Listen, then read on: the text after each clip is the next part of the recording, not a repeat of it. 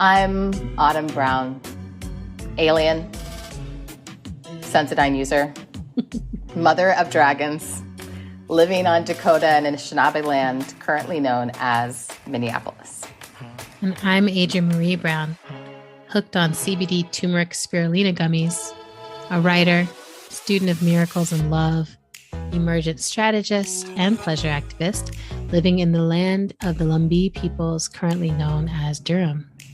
And this is How to Survive the End of the World, our podcast about learning from apocalypse with grace, rigor, and curiosity, even in the midst of Mercury retrograde.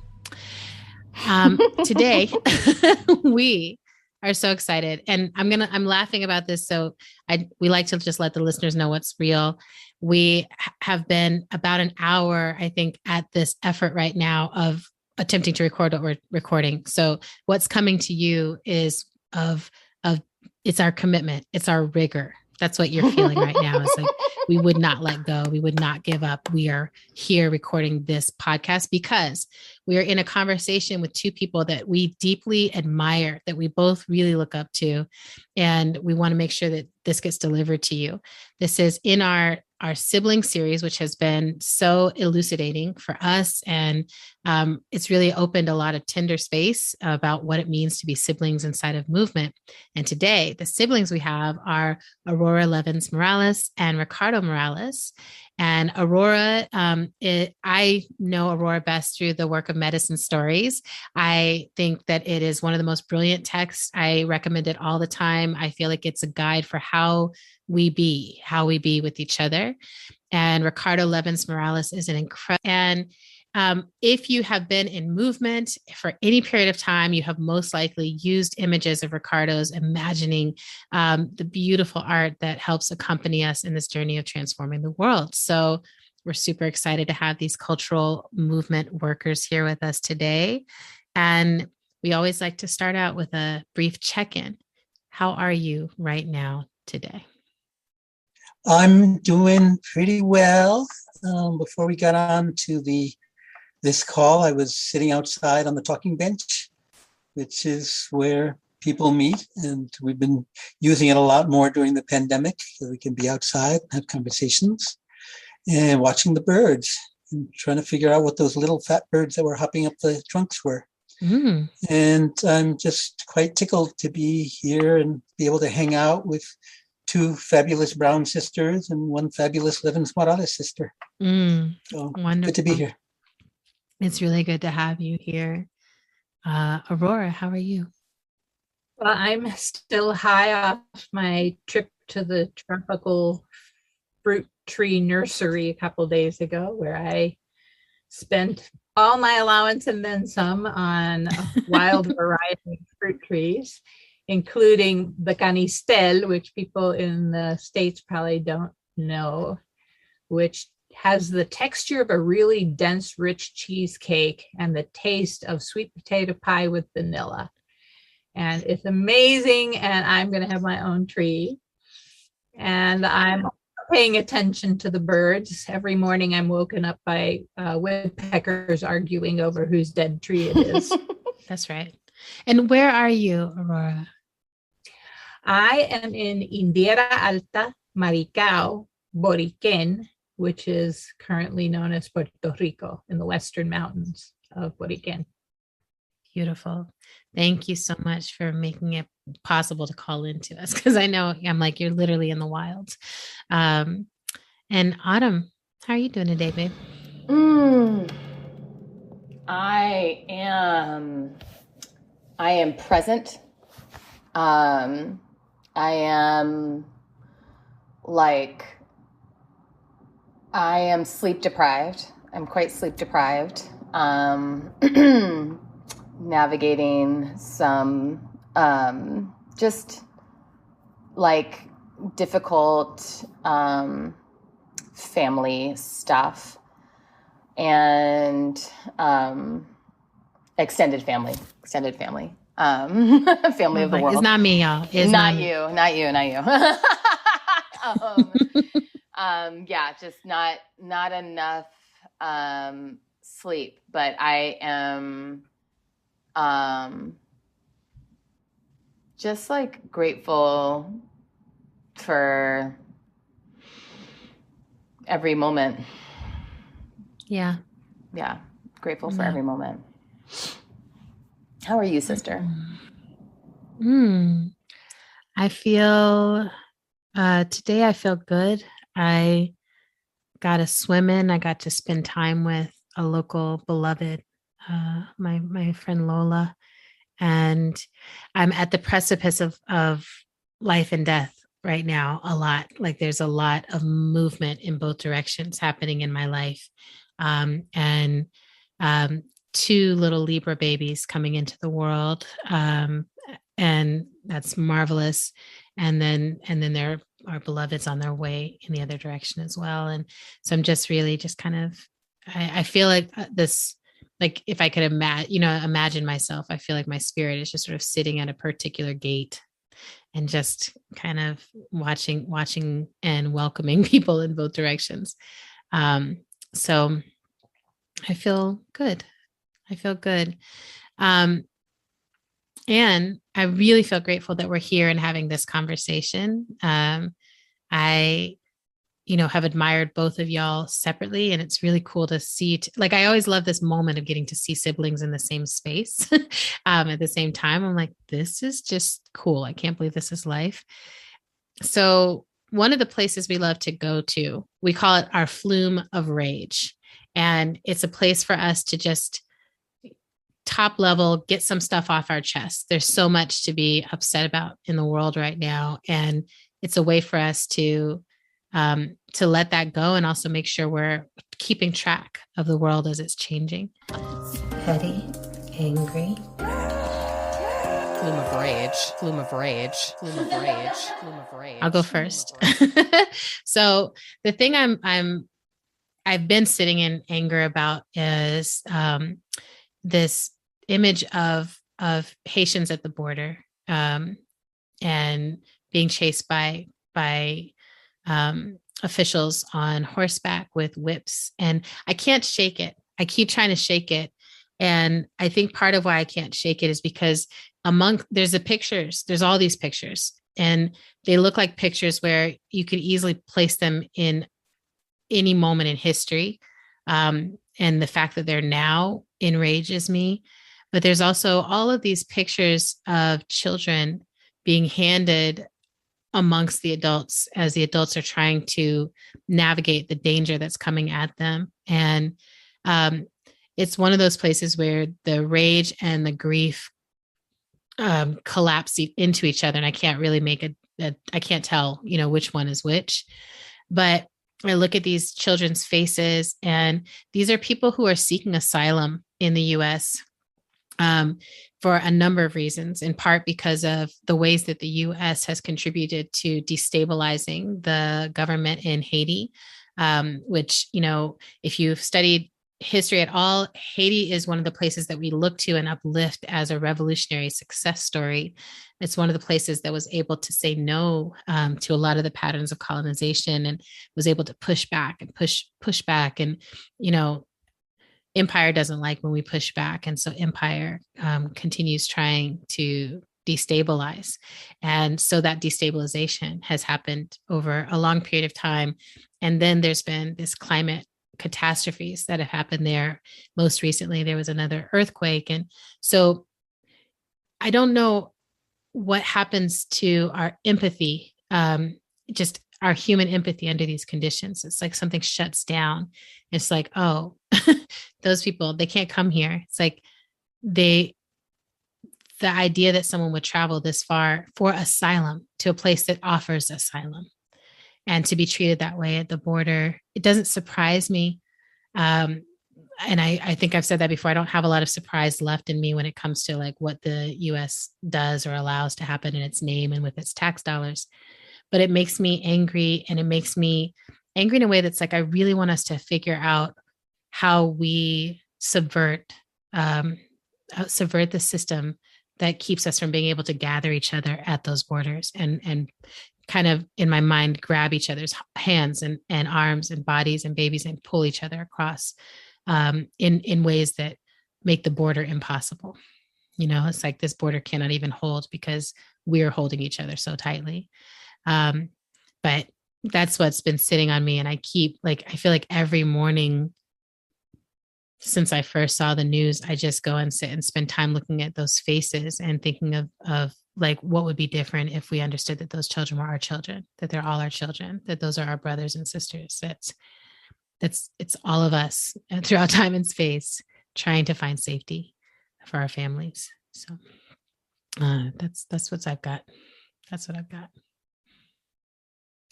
I'm always in a state of rage about the recklessness of greed. Yeah. Which manifestation of it is in my face at the moment changes from day to day.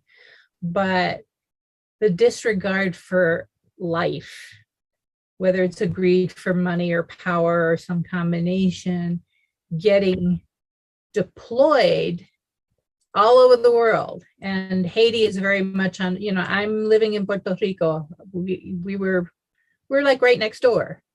And one of the things that enrages me about Haiti is the way that it pops up into the news when there's a disaster for about 2 weeks. And lots of aid go and get their pictures taken, handing out bottled water, and then it all disappears. And Haiti's been getting punished ever since the revolution for having had the gall to throw off slavery, and even had to pay French slaveholders compensation for having freed themselves. And, when I listen to radical Latin American governments talk about support for Haiti, they say all of the Americas owes Haiti a debt. But, the coverage of it just makes me so angry because it's constantly portraying Haitians as being in trouble because they don't know how to live right. That it's somehow Haitians can't get it together or be having these ramshackle houses that fall down. And it's like, if you stopped extracting every last drop you could out of Haiti and paid compensation for everything you've extracted ever since the revolution, they'd be fine. And I have that same rage about Puerto Rico.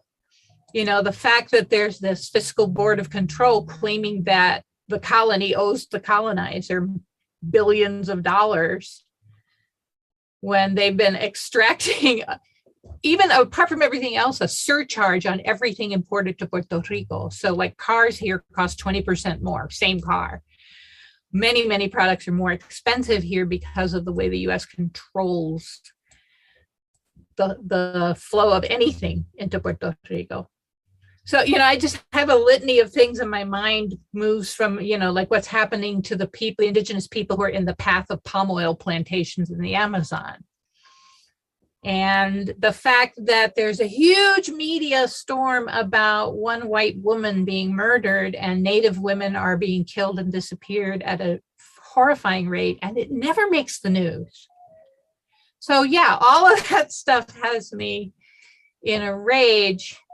I want to say, I know the value of going there. It's really important. And rage doesn't drive my activism. And I have to kind of settle it down because otherwise I get sick from it. For me, it's joy is what drives my activism. And if I go into the rage, I'm epileptic. I have heart conditions. I'm diabetic. My body is like, And so I'm always looking for the good news stories buried in the horrific ones. Where did somebody figure out a hack? Where did somebody make an unexpected alliance? And that's the stuff that makes me able to tolerate the rage. I really appreciate that. I think that that's something that we share. This podcast is really oriented towards like, what are the solutions and what are the successes? And we, especially in this past couple of years, we found that we're like, we need to like have a release valve. It's almost, I just got an Instant Pot from Autumn for my birthday, and the little steam valve, after the rice cooks, and it's just like, psh, that's the flume of rage, right? Ricardo, anything you want to add in this?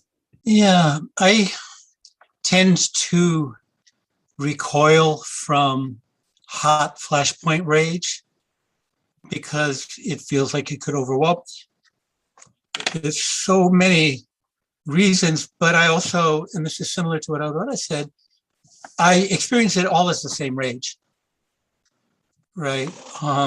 And all for the same reasons, whether we're talking about Haiti, and I've been writing recently about the Haitian Revolution, which is also feels fresh in a way, right? And that right now there's a struggle going on in East Phillips neighborhood in my city over a piece of land where the city has been wanting to put a toxic, polluting truck yard. And the community has been trying to create an indoor urban farm and resilient center, right? And the city is saying, well, we've spent so much money on this. If you want the right to not breathe toxic air and be poisoned, you have to compensate the city $12.9 million for the money that we already spent in an effort to poison you, right? All of it all fits in. And I also think about, hearing about some toxic abuse happening in an intimate relationship among people. And also, and that really brings to the fore that it's so hard to distinguish sadness from rage, right? And of course, as a male, sadness often expresses itself in anger. But where I go really is to simmering anger, simmering rage. And somehow that feels like it gives me more space to breathe and to see and to think about what's happening. It's not these flames in front of my eyes. It's this simmering pot. So what's been on my mind lately is I've been seeing in the media, in the newspapers and such, these articles, these scientific breakthroughs that are all about these wonderful things that Western science has discovered, this amazing fact that life is all connected, that trees talk to each other, that bodies are resilient, and that the mind and the body are not separate things. OMG, this is wonderful news, right? And it's one of these complex things because, yes, I'm so glad you're figuring that out. And isn't that what people have been persecuted, ridiculed, imprisoned, murdered for knowing these things? I mean, what were the boarding schools created for? To stop this flow of intergenerational knowledge about how the world works, because that knowledge is incompatible with capitalism and with extraction. And, but on the other hand, it also reveals opportunities, because all of a sudden we see the pinnacles of the capitalist system turning against science, funding these anti-science medieval attitudes to attack rationality, because science, which has always been such a loyal servant to capitalism for the last 400 years or so, as a technical means to figure out how to extract wealth from everything, is all of a sudden coming up with insights that undermine the entire central core faith and operating system of the system.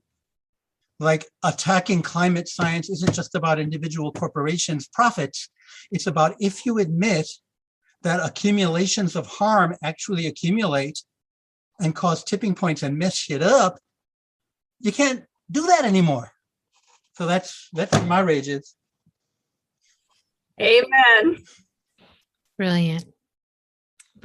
I love the spider nature I see in you, weaving it, like we're all in the web under, seeing these patterns together. And Autumn, I wonder where you are in that pattern. Damn. I'm just like, all right, here we go. I'm so excited to, I'll say what my rage is in a moment, but right now I'm just like, oh wow, I'm just so excited to be sitting at the feet of Ricardo and Aurora, who are poets and historians. And it's just, it's very humbling. So I just want to co-sign everyone else's rage. I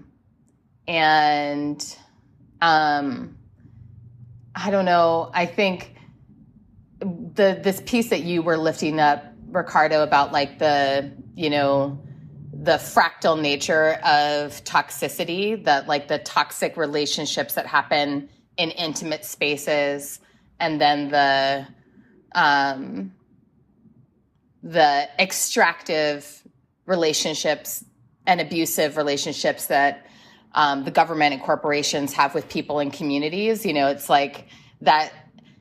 Because I see and have directly experienced myself that same dynamic where it's like, I'm going to extract all of this from you and then demand that you compensate me if you want me to stop extracting resources from you.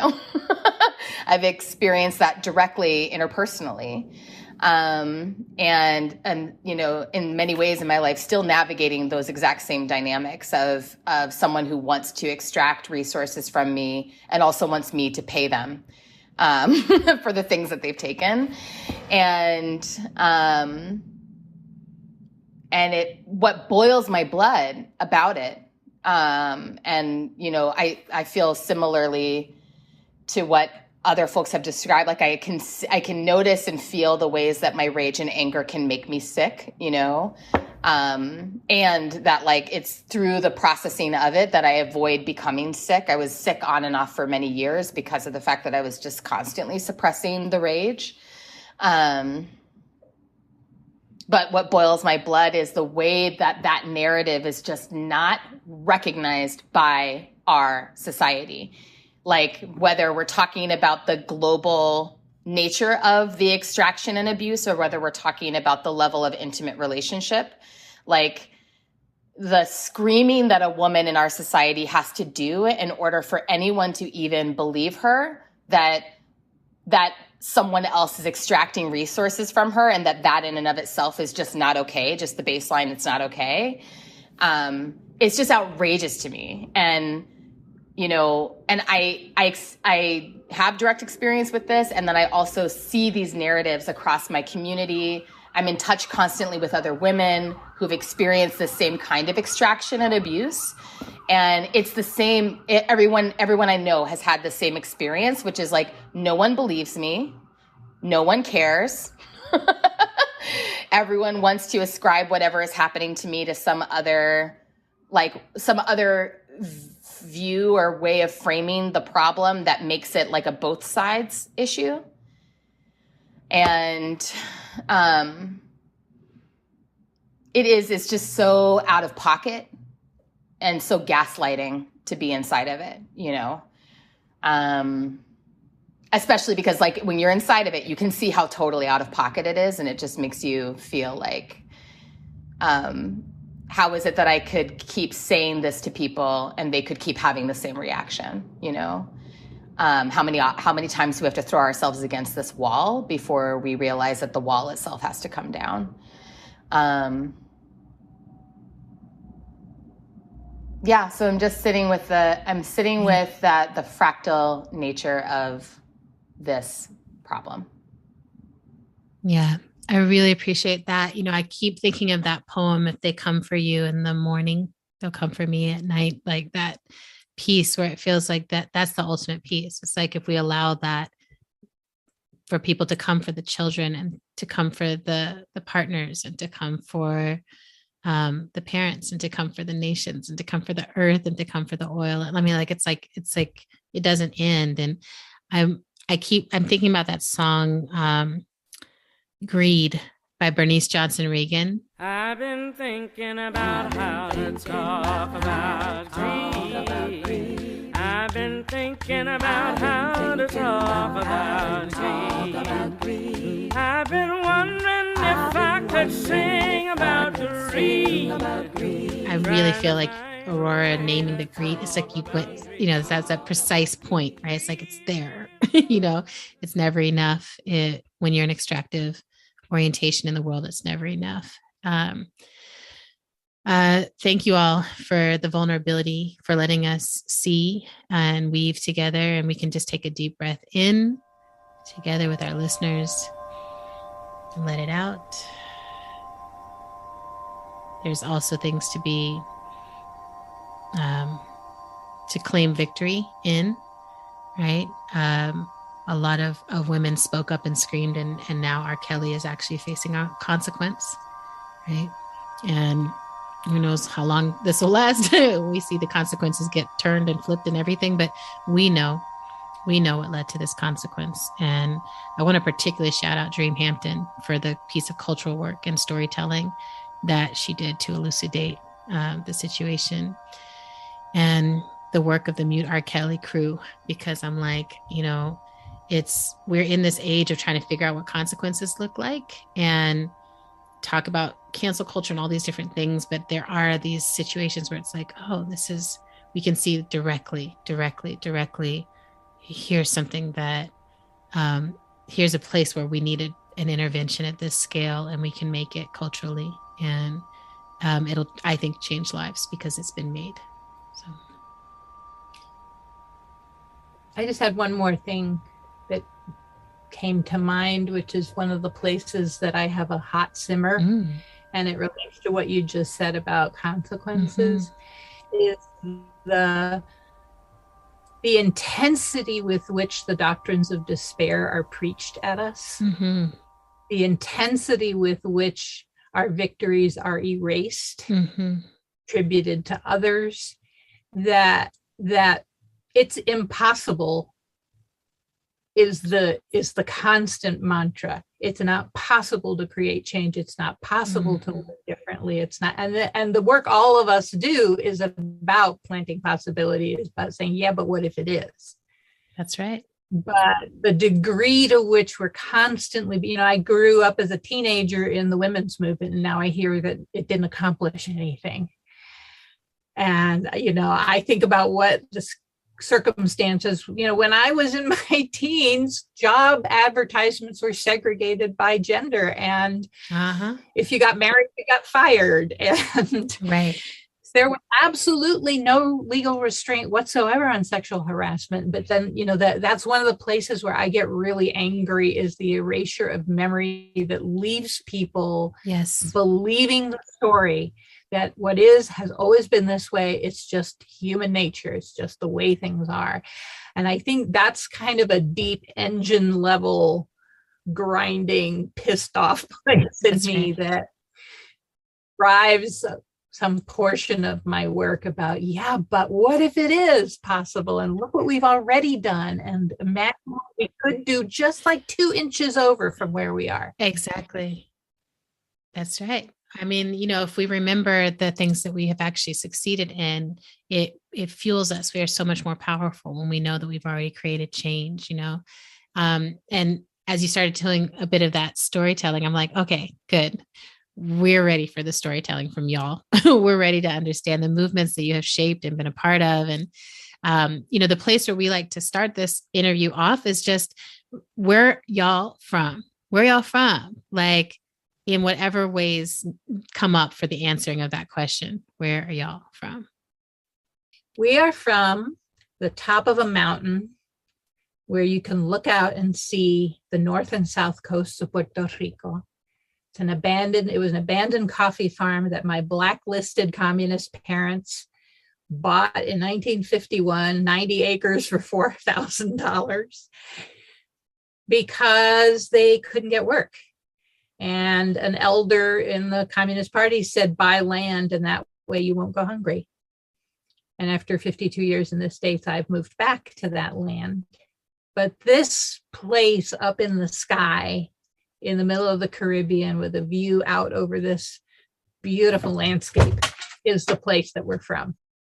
And I just wanted to say my mother's family is from Puerto Rico and has indigenous ancestry going back 7,000 years in this land. And we'll get to my dad. Dale, hermanito. Okay, pues. So I am from the same place. Right where the imaginary line that separates the municipality of Maricao borders on the municipality of Yauco, a line that has moved around a little bit, but always been close, and we've been on the Maricao side. And it's really living up in the sky right near what I call the largest body of water on Earth, which is the sky, which is where we got all our drinking water, all our washing water. We collected it on the roof. That is so deeply ingrained that, I mean, it was our parents who moved onto that land. It's not like our family has been on that land, particularly for generations. But when I found myself at age 11 and 12 wandering the streets of Chicago, living in a place that did not know my name, right? And having to accustom myself to new sounds and new information to be safe in this new environment, I created a channel in my mind whereby I would send parts of myself that needed protection back into the care of the guaraguaos, which are the little red-tailed hawks that patrol the skies over the Coffee Mountains. And that is how I was able to take the risks that it took to be where I was, because I knew I had put part of myself into safekeeping where nobody was going to mess with it. And within a few years, right, when I was 13, it was like, I've been gone long enough. Now, I was a quiet kid. I didn't talk much. I was an observer, not outgoing, and not somebody who would just create opportunities and make them happen. But I was so adamant that I needed to get back there that somehow I managed to get my parents to send me back to Puerto Rico to visit on my own. And that's where, I stayed in San Juan with the editor of Claridad, the Independentista newspaper, and that's where my first cartoon was published. I was hanging out in the office, and then he drove me up to the mountains and dropped me off back up on the farm. There were some people staying there. I stayed with them. But anyway, that's where I'll always be from.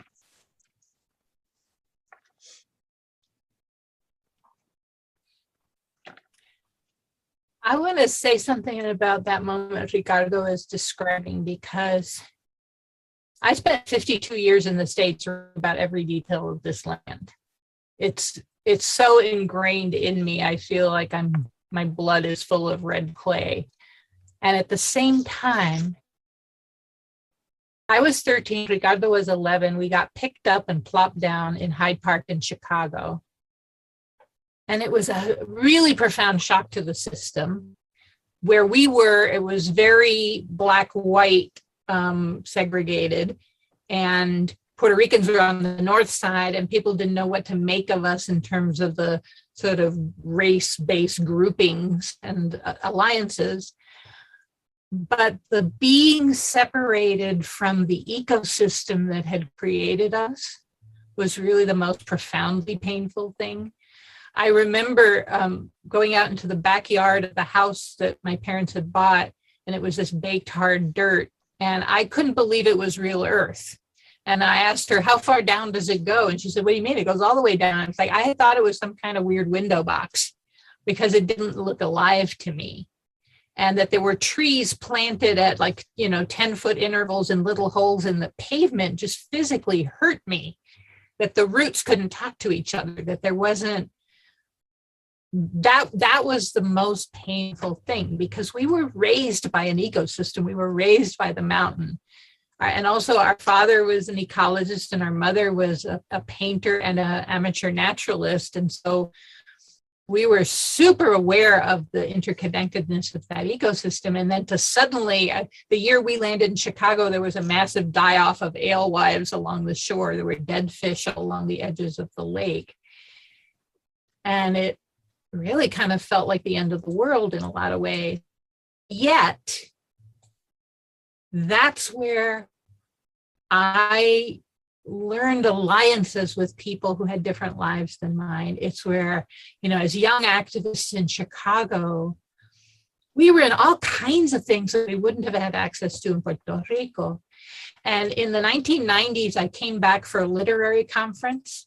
and realized what a different writer I would have been had I not been yanked out of Puerto Rico and plopped down in Chicago, where there was the Black Panthers and there was the women's movement and there was anti-war activism, and where my poetry came out into the air in the context of movement, in a collective space. And what kind of poet, I would have been a poet either way, but what kind of poet would I have been living in this poor community as the daughter of a university professor and not being in that ferment that was the late 60s and early 70s in the United States during my adolescence. So I'm also from that displacement, that shock, and all of the gifts that shock brought to me, even though it took a long time to be grateful.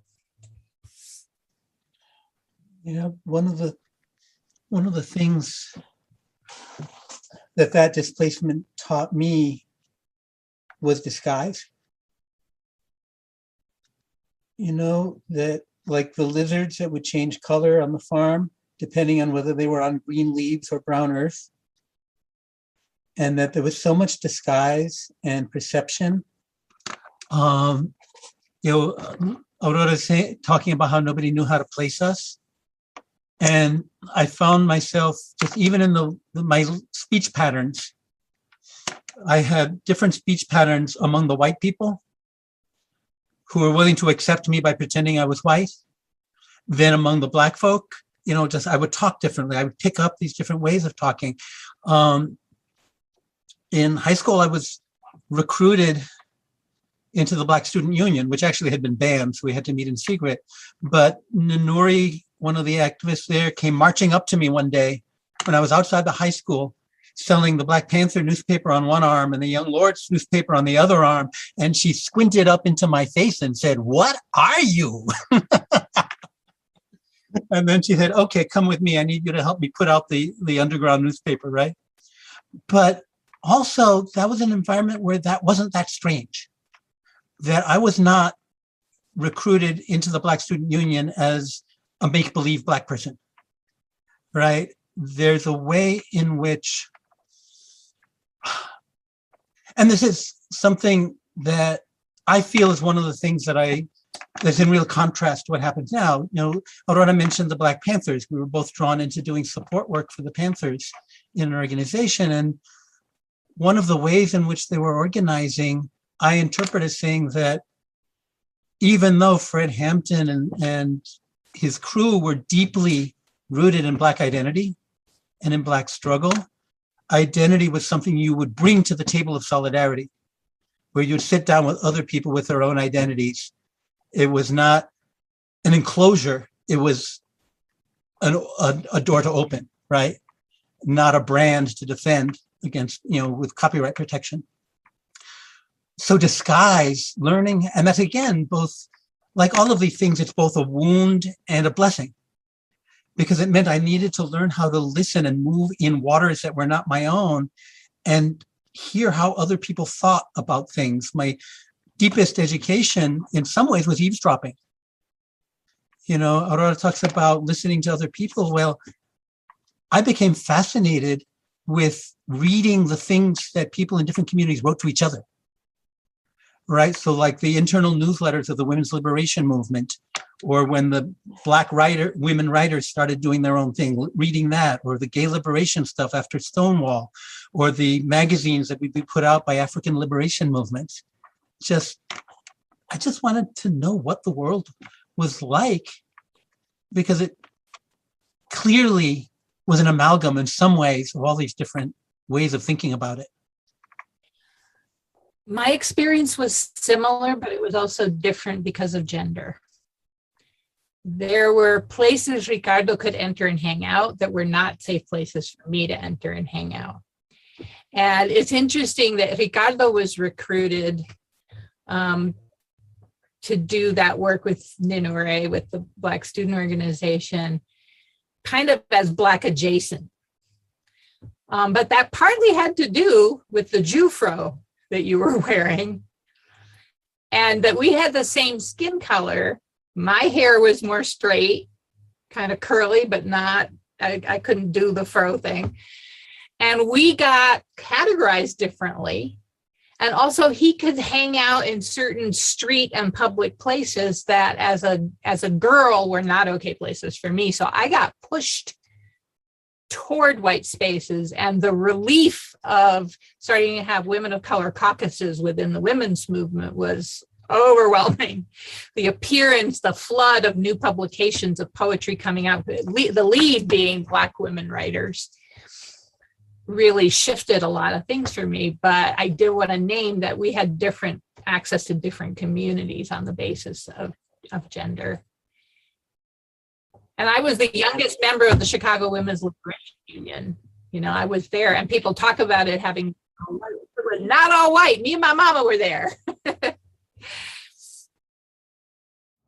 Wow, this is such a beautiful, like, I feel like we're following you down these streets, you know, and appreciate you naming both, like, what was possible because of the time and movement that's different from like the time and movement we are in right now, and like the kinds of alliances that were possible and also the kinds of alliances that weren't possible based on the time period that we're describing. It's just so interesting to think about like how in some ways in this contemporary moment, things are so opposite of what you're describing, right? So that's just interesting. But what we wanted to do, and I wonder if I'm going to try to combine a couple of questions here, because we have this question that we've been asking siblings about your process of politicization, you know.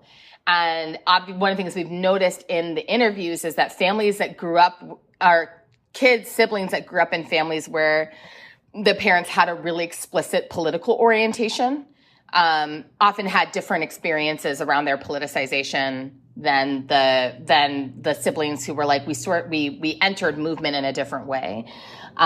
So hearing that like your family had like, it sounds like a explicit communist orientation. And then you have this dad who's a university professor, which I assume had something to do with the relocation. I'd be curious to know about that. But if you could just sort of take us there, like, okay, what is it about your dad? And also, like, how would you describe that journey around politicization, and to what extent you were sort of breaking away from the home orientation into something else due to that amalgam nature of the movement at that time? Well, yeah, I mean, it's time to get to our family because that's also where we're from.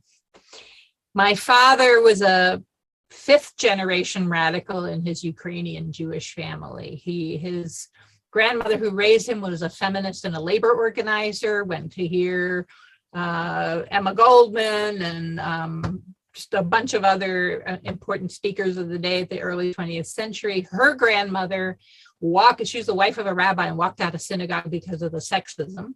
She was a better scholar than her husband, and she wasn't allowed to be a rabbi, and she walked out and took him along. And she wrote, my great grandmother wrote that her grandma had planted a revolutionary spark in her.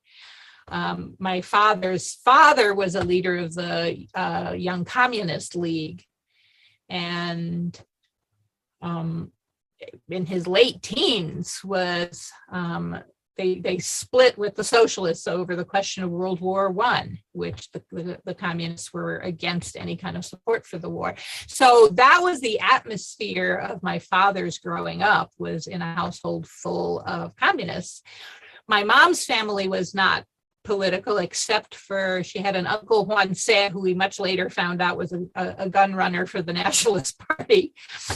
But she grew up in a family that was not politically active in any way, but she went to Hunter College and took a philosophy course and found her way to Marx and said, this makes sense out of my life. So our parents met, they were 18 going on 19 when they met at a communist youth evening, and they instantly fell in love. And their second date was the Skill Riot when Paul Robeson attempted to sing and white supremacists attacked the concert. And their third date was a lecture by, oh gosh, I'm having word retrieval problems.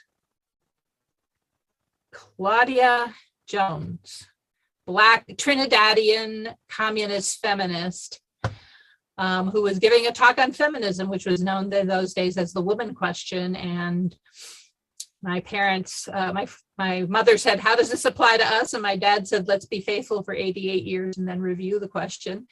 That was his proposal. They traded rubber bands, which they wore on their ring fingers, and nobody noticed. They had some opposition from the family.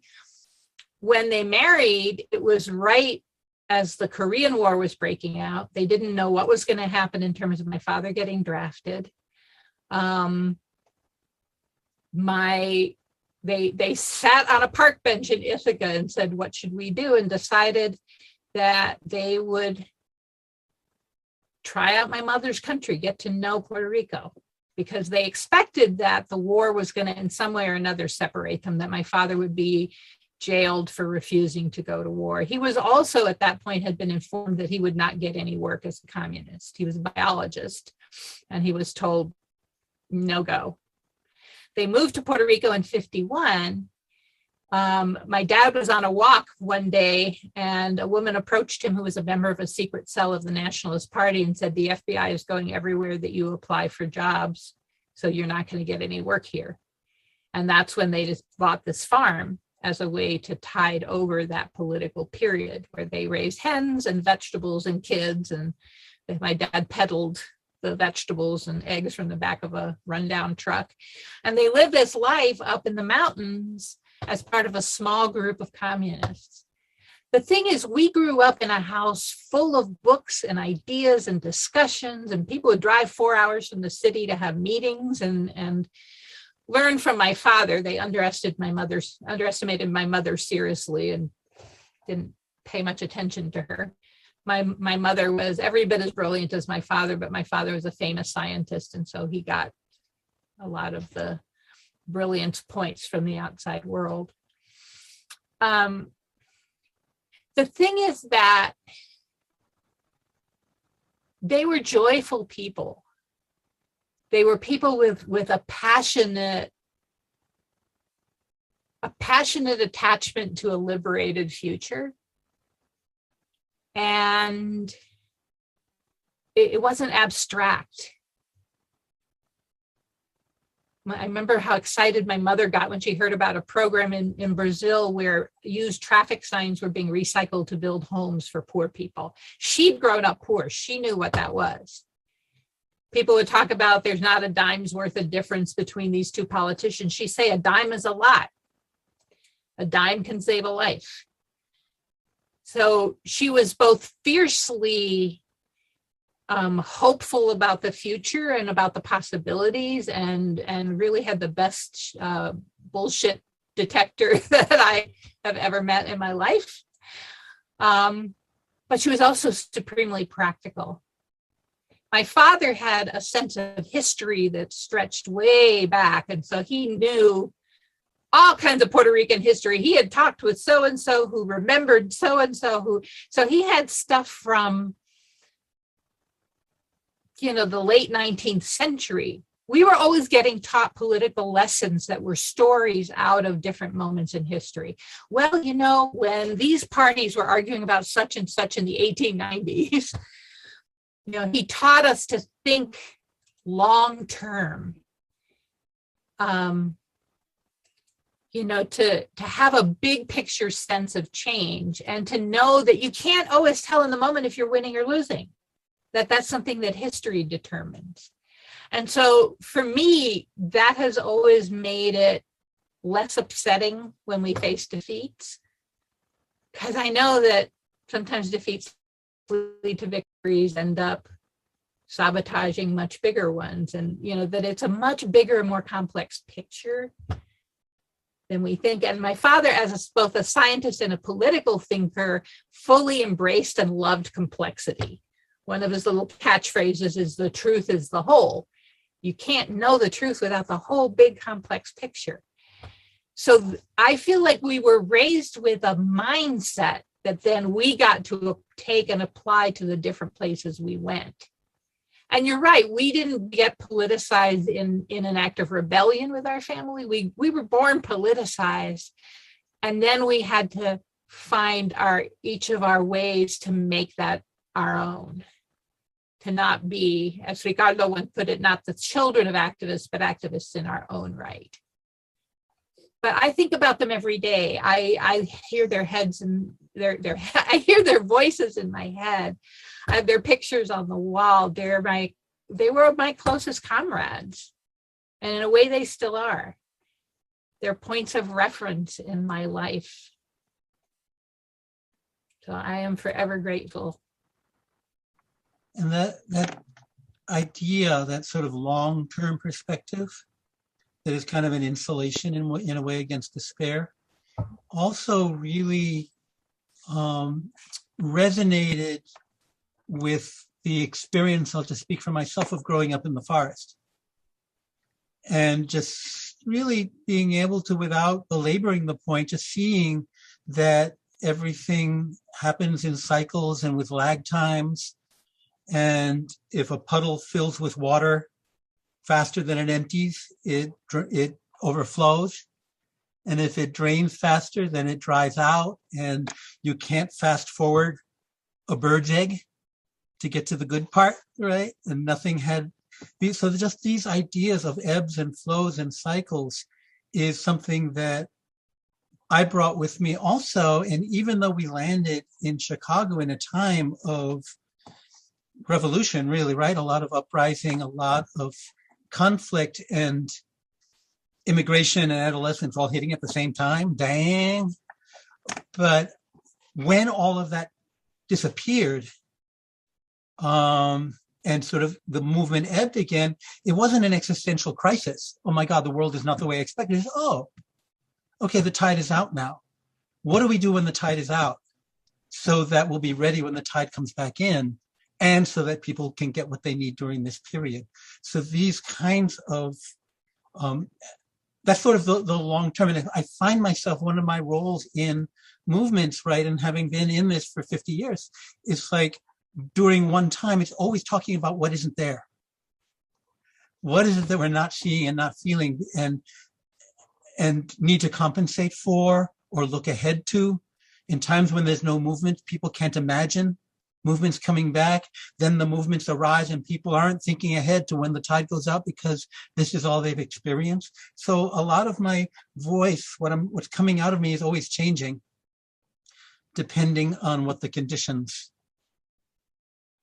really are, right? And looking for the contradictions. Where is the healing in the pain? Where are the dangers in the healing? That's where our mother's bullshit meter comes in really handy.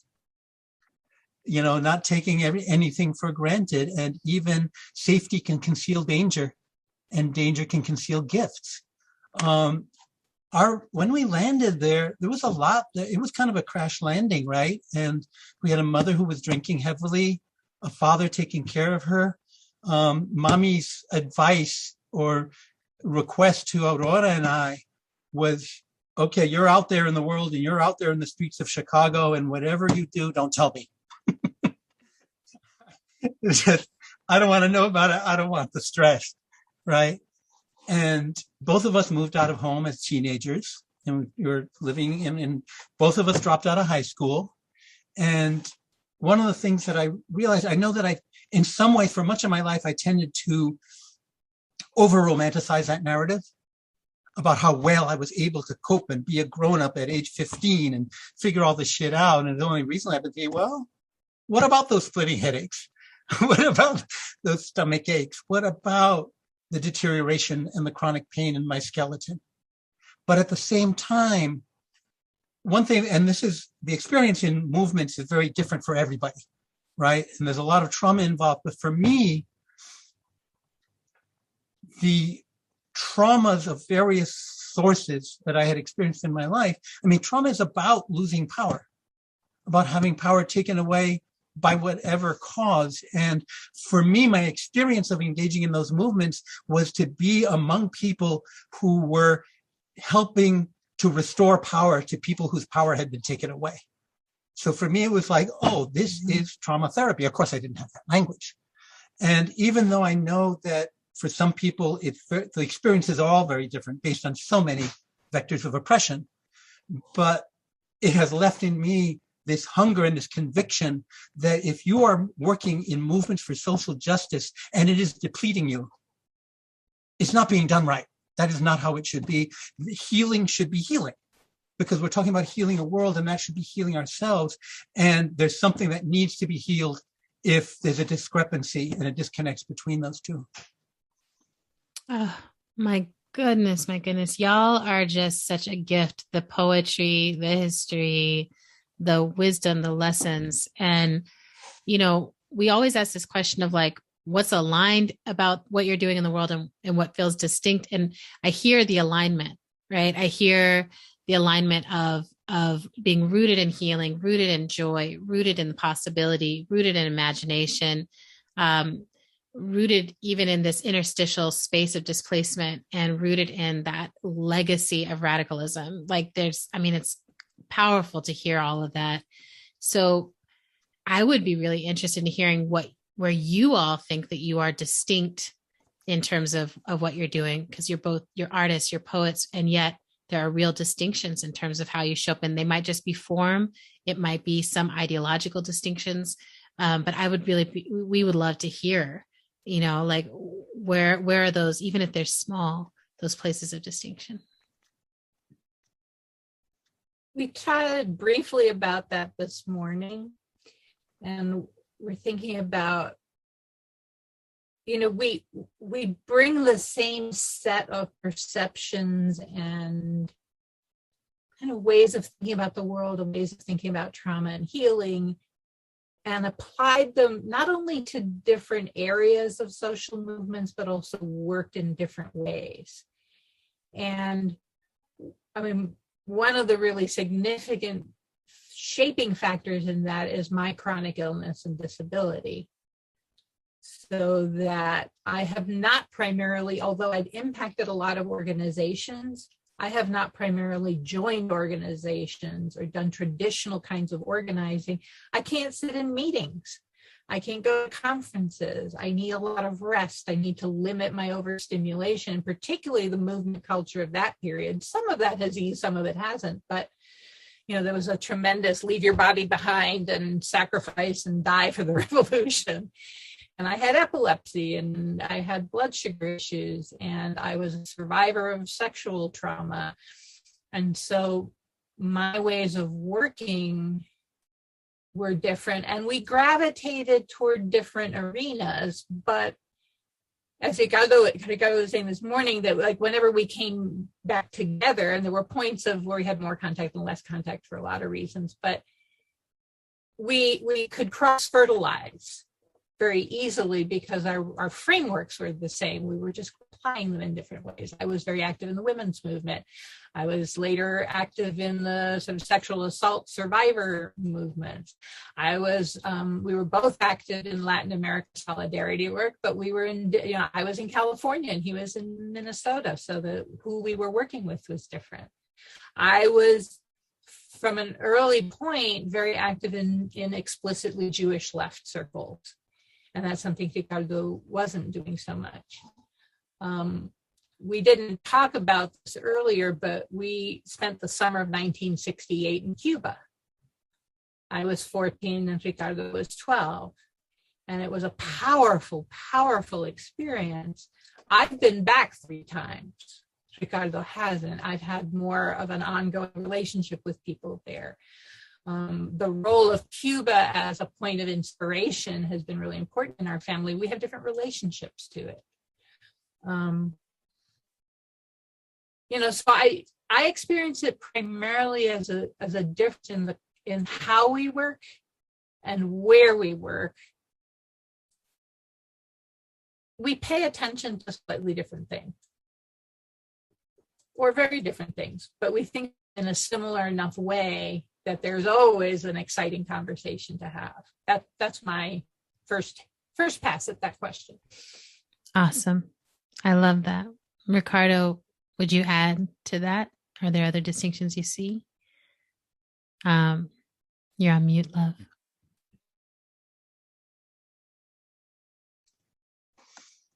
Yeah,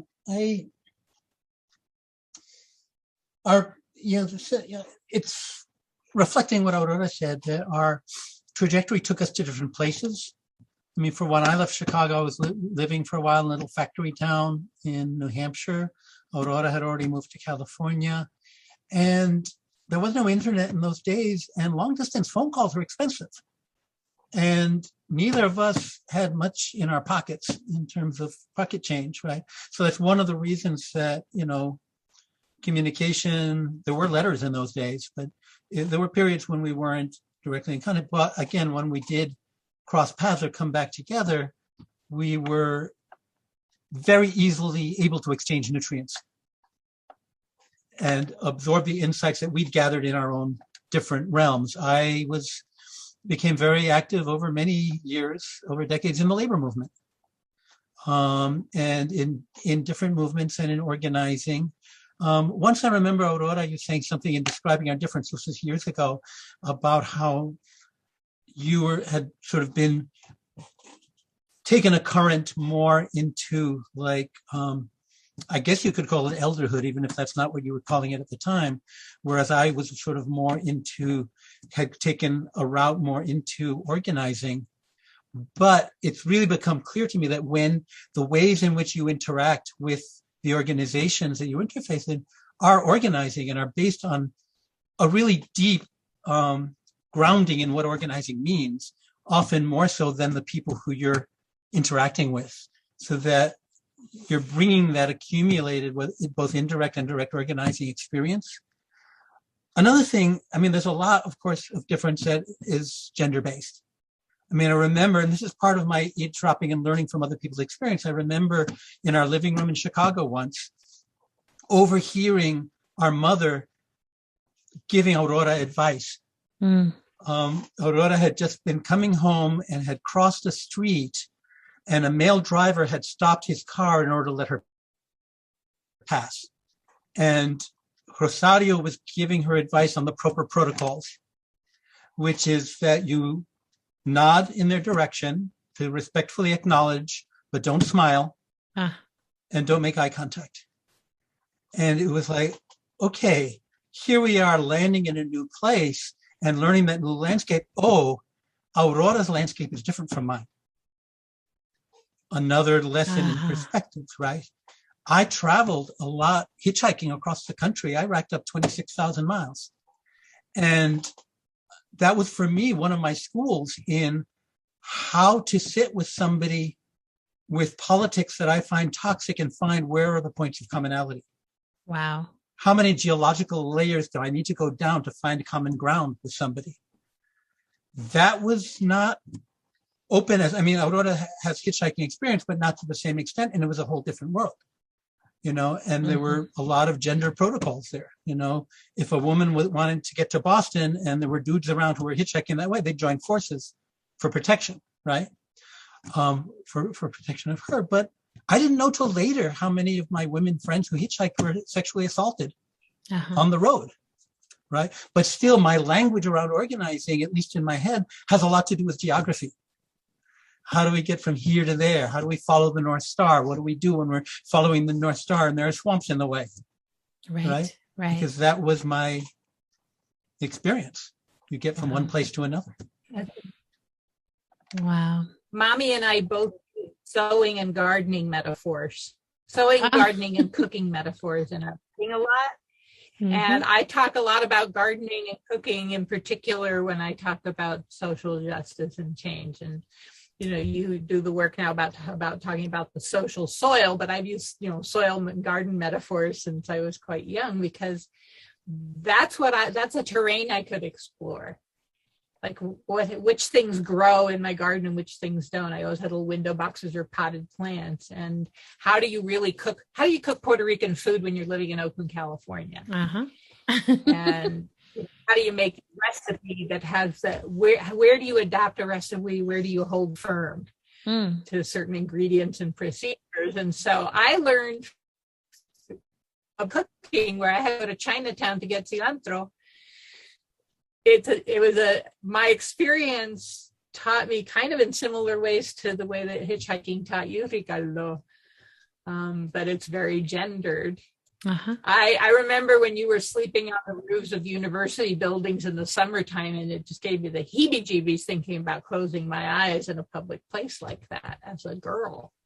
Mm-hmm. That was really frightening. Mm-hmm. I think also Mm-hmm. this sort of leads into your question about kind of what to know about each of us. And we were realizing it's kind of how we know each other that's more interesting to us than explaining each other to the world. But that, well, I'll just say, just so people know what you're referencing to, our final question is asking them, what do people need to know about your sibling, or what is something that you know and about your sibling? So yes, Aurora, go ahead and transition us. I love that. well, I was saying to Ricardo, I feel like both of us have wide-ranging curiosity. Ricardo, I think, embodies our father's characteristics of being silly and kind. But that Ricardo has a kind of stability and rootedness where that I don't. And it's trauma related in part. And I know a lot about, because I was sexually trafficked as a kid, having nothing to do with my family. Oh, wow. But I have the hypervigilance of a trauma survivor. Right. And I can suss out a room really quickly in particular ways. I'm mobile in the landscape, and I'm having to learn rooting at this stage in my life in a particular way. And, you know, I also have not worked collectively very much because I'm chronically ill, because I have a lot of trauma stuff to deal with. I need more control about the environment of the environment in which I create than working in a collective can offer me. That's right. I need silence. I need to rest when I need to rest. I need less stimulation. And so I live on the top of a mountain and I see people only when I want to see people. Right. Whereas Ricardo has worked in a lot of collective settings and is good at that. And is just rooted in a way that I always find stabilizing in our conversations. I really love that. I don't feel like stability is necessarily a bad thing. It's been hard on me, but I think that there are some ways it's made me able to throw myself in a new direction. I mean, my move back to Puerto Rico, the decision kind of made me, but I was sitting in a river and suddenly realized, oh, it's time to come. Yeah. Planning the move. And 6 months later, I was here. Beautiful. So those are some kind of differences and richnesses that we bring to the way that we do our work. Thank you for that, Aurora. And I just want to say, I'm sorry for that what happened to you. I'm sorry to hear that. I know you're a survivor and I know that part, but you know, the distinctions matter too. And I'm grateful for the storytelling, the way that you have woven and what you've made of it. Ricardo, I'd love to hear what people should know about Aurora, the differences, you know, like what you want to add to that. Yeah, I mean, I think I would start with echoing from Aurora what we have in common in terms of inheriting some of the qualities that our parents bequeathed to us, of both the generosity and the hypervigilance. Also, I think my mother's experience of growing up in an abusive family, and one of the things I inherited from her is that this is metaphorical, but she's somebody who would not set foot on a wooden bridge without first testing the boards with one foot to make sure they weren't rotten, right? Right. And I just want to say one thing about my experience before going directly into your question, that gave me layers of needing to understand my environment better. I mean, once when I was in high school, I was approached by a member of the Blackstone Rangers who was trying to recruit me and telling me, you have to go to a meeting, you know, you have to come to a meeting tonight of the Rangers, this is where it's going to be.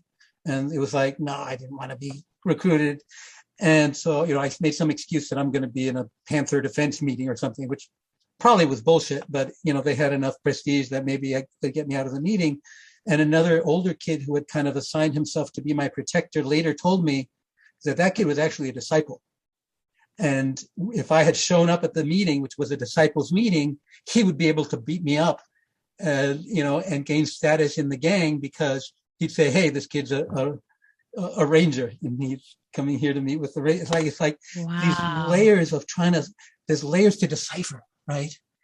One of the things I have to say with Aurora is, and we touched on this morning also, is that Aurora's experience of waves of trauma, I imagine as clinging to the side of a boat with waves, which means you can't see the horizon, you can't see what's coming after. And one of the things that I deeply know about Aurora is her incredible willpower. Mm-hmm. This is a creature who will not give up. Mm-hmm. And has set goals for herself, even though the landscape that would allow you to see a way to get there is obscured. Right. But she could see where she wanted to be, and has just hung in there. And while carrying burdens that I can barely imagine, in terms of the kinds of obstacles put in one's way, things that I can take for granted that I am able to do because I'm not carrying those weights in terms of the kinds of injuries to my body that Aurora has experienced with hers, Mm-hmm. and has come through with those qualities that we loved so much in our parents intact, of humor and seriousness and silliness and curiosity and integrity and absolutely hope. And hope not as a shallow practice of optimism, but as a deep knowledge of possibility and resilience. I said that kind of circles me back to a metaphor that Ricardo and I both use about steering by a star while our feet are in the mud. That there's that what you just said, Ricardo, about my continuing to point myself when I can't see the landscape, is that you and I both learned astronomy in a sense from our parents. We learned to steer by stars that can get obscured by the weather, but they don't go away. When the weather clears, there they are, and you can readjust your course. That's right. And that star sense that we were given, we both have, and we're both able to use to get us through the different things that life has handed us. And it's certainly what, in the face of really awful abuse, allowed me to ask the question, what had to happen to my abusers to make them be like this, which set me on a path of really thinking about trauma and how we undo trauma in order to undo oppression. But it was that sense of always steering by a liberation star that is above whatever the turmoil of the moment is, that has, I think, guided both of us along our separate but intertwining and crisscrossing paths. Beautiful. Thank you. I love the way y'all speak. You're such poets. I'm laughing because we're heading towards the top culture segment of our thing. And I'm like, y'all are top culture. Just listening Literally to you the top. speak and listening to Very you weave these stories. We keep having the experience, especially with folks who are on the older side of organizer life, of being like, write a memoir together. It's so beautiful to hear these stories. And as we pivot, we can keep this last piece short and just kind of land this plane together, is the top culture. What is helping you survive? That is music, that is entertainment, that is art, that is books, and Autumn can start us off to model what it looks like. I've got a few, and then we'll wrap up. But I'm like, I can't wait to hear what y'all are listening to and reading. Autumn, what do you have? Well, okay, really quickly. I think I've brought this person up before, but I follow this person on Instagram who goes by Lavender Freddy. Yes. And they have been running this project on Instagram called the Sunscreen Conspiracy. Ooh. And I'll just read a brief description of it. Every day, Lavender Freddy will post findings inspired by and in response to American soul singer, songwriter, and producer Marvin Gaye's 11th studio album, What's Going On? The case will close on December 31st, 2021. So, and each finding literally is, it's like a clip of a speech that someone giving at a conference or a commercial, or it's really hard to describe. Yeah. But it is this compilation of just instances, moments, some of them going back 50, 60 years, some of them contemporary, that are in some way responding to the question, what's going on? Like, what is going on in our current context? And it's fascinating. It is absolutely fascinating. I think my understanding is that all of the piece that they are putting onto Instagram, they're also putting onto their website. So if you search Lavender Freddy Sunscreen Conspiracy, you'll be able to find all the material. You don't have to be on Instagram to get it. Oh my gosh, so, there are pages and pages and pages of this. It's fascinating. It's fascinating. Okay. That's so exciting. Thank you for giving me the next place that I will go and fall into a rabbit hole. How about the Levins-Moraleses? What do y'all have?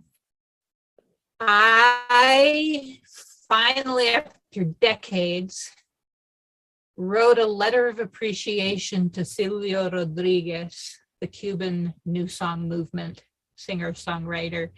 His music has gotten me through more hard times than pretty much anyone else. As a revolutionary poet, writing about being a revolutionary poet, and just his music, the lyrics are just so gorgeous. Ojalá que las hojas no te toquen el cuerpo cuando caigan, para que no las puedas convertir en cristal. So that's one thing, is I go to the Latin American New Song movements in general, because then I don't feel like I'm alone. I feel this continent-wide upsurge of poetry and music that's both of rage and joy. I love reading the science that is overturning long-held beliefs. So right now, I am just ecstatically delving into and jumping around inside Paulette Steve's book, The Indigenous Paleolithic of the Western Hemisphere. There've been all this fuss in the news how they found these footprints and, people have been here longer. Well, people have been here way longer than that.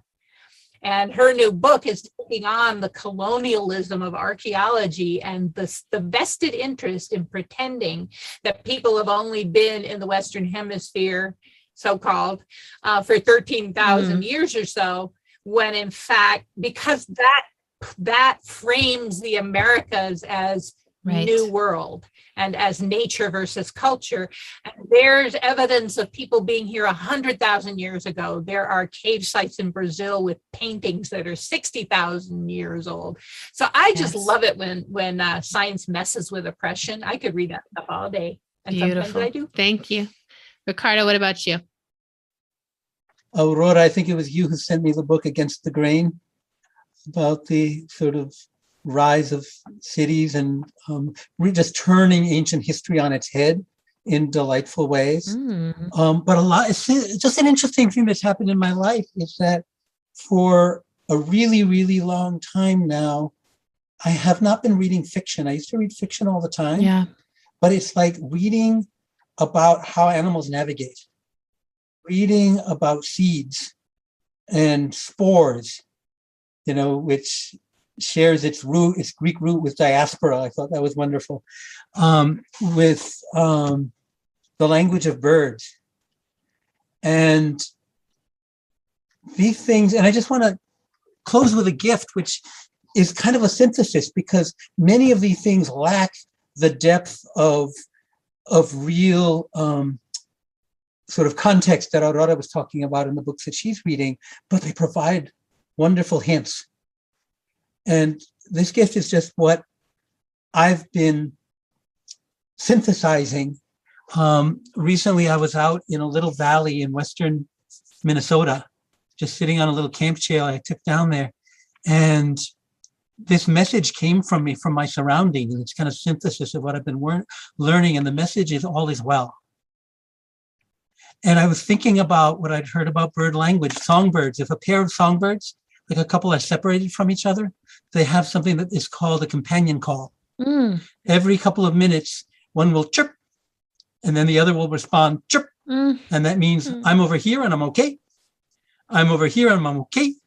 And if I go chirp and I don't hear a chirp back, I'll do it again more insistently. Yeah. And then a couple more times, and then I'll fly to the last place I heard a chirp. And it's only against this backdrop of all is well that we can know what isn't well. Oh, wow. I In love our body, that. we each have about 90 billion neurons in our nervous system that are singing the song of how things are throughout our body. And everything's always changing, but the underlying message is all is well behind your eyelid, all is well between your toes, all is well on the surface of your liver, all is well, all is well, all is well. And only with that can we know what isn't well. And to think about, to look outside and see the trees and the grass and all of these things from the cellular to the organic to the species level doing what they need to do, that's how we identify where the wounds of oppression are. Yes. But it's overwhelmingly powerful, and every ecosystem of our body rebounds and heals itself just when you just stop the friggin' oppression. Whether it's a coral reef or soil, you just got to stop that. So that's what I'm sitting on, right? And it's no one thing, but it's all the voices together. It's like, oh, I need to know that. That's a path toward liberation. Is to know so much as well that oppression, racism is a dusting on the top of the topsoil of our history. I thought I was going to get out of this conversation without crying. I was like, spoiled. I was like, it's not possible. Y'all dive so deeply. And that particularly, I've been, I've got a lot of my own ability shifting and illness things that I'm dealing with right now. And I've been studying Ayurvedic approaches because, the Ayurvedic approach is that it's all is well and you're returning to health. And it's just like, let's remember health. Let's get back there. And I love that the most ancient belief systems that we can learn from all have this in common of just like, it's all good. Just stop fucking it up, and just stop the oppression, stop trying to contain something that is free, and it'll all be okay. And so the thing I want to offer into Top Culture does actually feel related. I've got 3 little brief things. One is I just finished reading the debut novel from Robert Jones Jr., The Prophets, which is about these gay Black men who were enslaved people and the love story of them and what they faced and what they overcame, and what freedom looked like and didn't look like. It's absolutely stunning. I can't not think of it. Like I'm walking around all the time thinking of it, of the love story and the images that Robert offers us with it. He's known as a son of Baldwin online, and you read it, you're just like, yep, yep, that's super accurate. I'm listening to the audiobook of Tarana Burke, reading Unbound, which is her memoir of her own story and also the founding of the Me Too movement. And it's also one where I'm taking it chapter at a time, letting myself grieve and cry and feel into my own history as a survivor and feel into things. I'm like, oh, I haven't ever heard anyone talk about this, about the medical trauma we experience as young people going in for our first pap smears and things like that. I'm like, oh my God, like that. No one talks about it, and we need to talk about it. And then I'm becoming a meme curator on the internet, and I'm really like becoming I think it's another language maybe that I'm trying to learn, like how to work with this language that is image and humor. Because it speaks to me. Like there's something that happens when I see a really good meme or a good collection of memes. So I'm like, ooh, there's some art, there's some articulation, there's something happening here. So I've been playing with it. And my latest obsession is memes that are like, you're in her DMs. I'm doing something, like I'm in her bed or like you're in her DMs. Like I just cooked her an amazing 5-course meal. We're not the same. Right. And it goes through and says all these different things. It's so shady and it's like really delightful in a way that I find to be like what intimacy can look like sometimes, and but it's also part of me that's like, I'm like, I just know that there's still people in the world who are like, what is a DM? It just is amusing to me that I'm like, this is a whole conversation. And there's other people who are like, I don't live online and it might all be a simulation. And like, how do we turn it off? Right. So for me, that the pop culture of those kind of themes where I'm like, oh, like, what does it look like when you look into a meme all the way until you look through it and you come back around to like, oh, what you're discussing is intimacy. And I feel like that meme thread or that meme, that hashtag, that trend is actually one of these things where it's like, you're having some online projected experience with this person and I'm having a real life experience of intimacy. And I'm like, I love the idea of the shadiness being about having authentic experiences of intimacy offline. It just makes me feel good. I'm like, okay, the kids are going to be all right. So we made it through this incredible, deep conversation. Thank you for diving deeply into the waters with us and sharing so much of yourselves. And we're just going to do our credits and let you go. And just please let me thank the two of you for being the gift to the world that you are. And it's always a pleasure knowing that I share it with you. Oh, man. We just literally can't believe that this is part of the thing that we get to do. This is a geek out session for sure. I'm just sort of like, it's just a swoon. It's a swoon fest for me. So.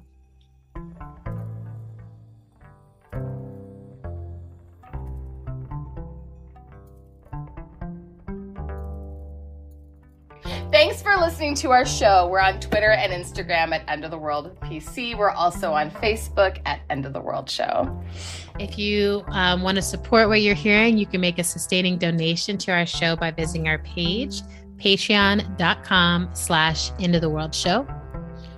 Another incredibly helpful thing you can do to help our show sustain itself is to write us a review on Apple Podcasts if you're an iPhone person, or just shoot us like an email in the Gmail that tells us what you think. That's right. Or tell a friend. We are produced and edited by the swoontastic Zach Rosen, and our podcast is transcribed by the incomparable and recently birthdayed Jess Pinkham. Happy birthday, Jess. Music for today's show comes from Tunde Alaniran and Mother Cyborg. Whoop, whoop. Love y'all.